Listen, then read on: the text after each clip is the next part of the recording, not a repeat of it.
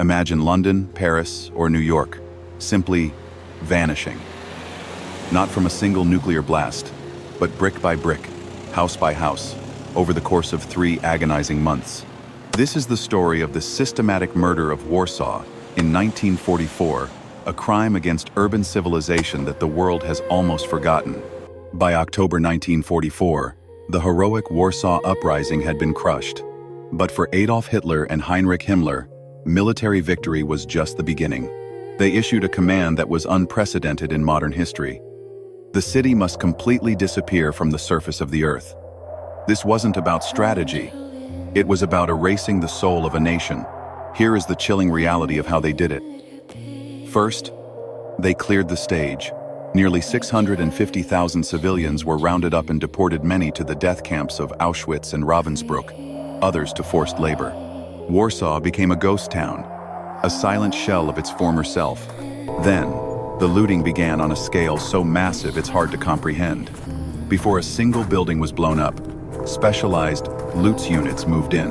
They didn't just take art and gold, they stripped the city of its very fabric.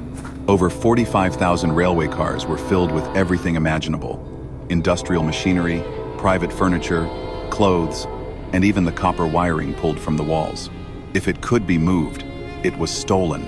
Once the city was hollowed out, the Verbrennungs und Vernichtungskommando, the burning and destruction detachments, started their work.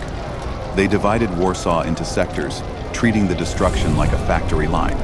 The burners went first, using flamethrowers to incinerate interiors. Then came the blasters, specialized engineering units, who drilled holes into the foundations of historic landmarks to plant TNT. But their greatest hatred was reserved for Polish culture. While the city was empty, Nazi scholars pointed out the most significant libraries and archives.